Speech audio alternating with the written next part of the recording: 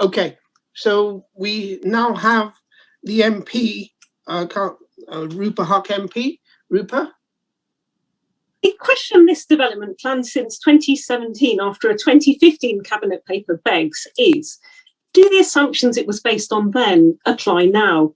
With 10,000 on Ealing's housing waiting list and the council's strategic housing market reviews stating that family homes should be prioritised, it's great that these have been upped to 28 3-beds of the 477, but that's still just 5%. And we've heard about the play space limitations below standards. This does hit the 50% affordable requirement that the mayor sets for any development on public land as a minimum, 50% to fast track applications, but that is mostly by 156 discount market rent, which if you ask people in Dickens Yard on the same product, because it's a high percentage of a high value area, it's unstable when circumstances change. And Sadiq Khan even himself has said it should be phased out. It's a dodgy definition of affordable. Of the 251 speculative sale properties, when I told the developer on the 11th that every estate agent I speak to in Ealing tells me that flats with no patio garden and parking are just not selling, I was told this is not for them. It's a different price point and different market. The Savills letter proves that. Alarm bells, a 26-storey tower out of all character with low density Ealing, plonked there in spite of local opposition, sticking out like a sore thumb, marketed to international investors on our public land? Really?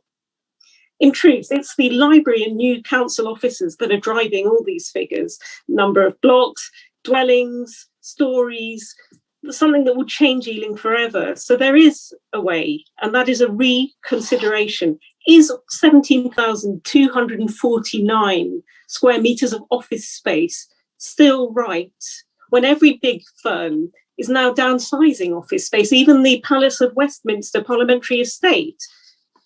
Ditto libraries, the requirement now with cloud facilities is very different to what it was in 2017.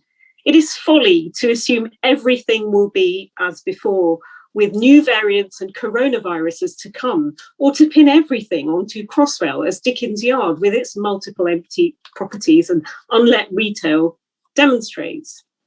This is not like other proposals. Its public space, scope, scale and location means that it affects every citizen of Ealing, and our municipal legacy is at risk here.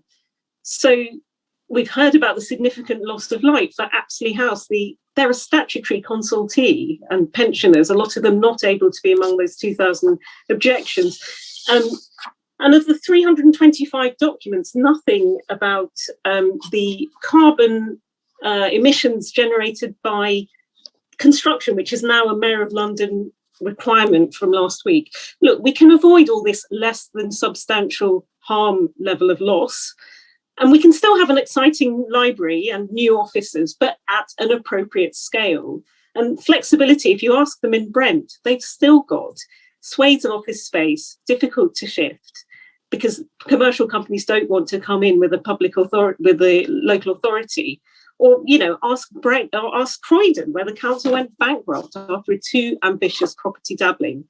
So my proposal is, I recognise time has been spent, money has been spent, work's been done. So let's bring this back at an appropriate scale. There is no expiry date that requires it to be today, I keep asking, and do this in June. It would be imprudent to rush now when, in June, if we do the work, so a comprehensive staff needs accommodation and library assessment for now, the most up-to-date evidence, follow the science. And, by then, Ealing Broadway will have a third councillor. That's been missing a long time. Who knows, there could even be a change of mayoralty, I'm hoping not, or round Ealing's cabinet table, the faces may be different, because we're only going to get one chance for a development that will irreversibly change Ealing forever. And to secure our municipal heritage and future-proof this, A root and branch 30 seconds remaining. review is needed, up-to-date consultation. I understand the pressure that councillors are under to do this today, housing targets, letting the side down, the flagship nature of the status. The fact it's been years in the works, and an impatient developer, but that's precisely why we should take stock and pause now before it's too late, only until June. And let's try and negotiate not just the budget option that, you know, the fire service raised no objection to, what's legally compliant, but the best for our town centre, not just be another notch in the bedpost of a developer who puts up, you know, identical blocks all over. So I beg that this be deferred for a review of council staffing and library services before it passes. I want this brought back in June. And may I just say, is it an all-at-once decant? Because the cabinet paper for next week says that, but the officer said the opposite. So there is a mismatch here, because I've been through all the 325 documents. So I'd like some clarity on that. But anyway, you know, we don't want to have a buyer's remorse situation. We want the best for our town centre. I've been here since 1972. Let's do this, but not today. Let's do the evidence-based review and then go forward. Thank you. Thank you.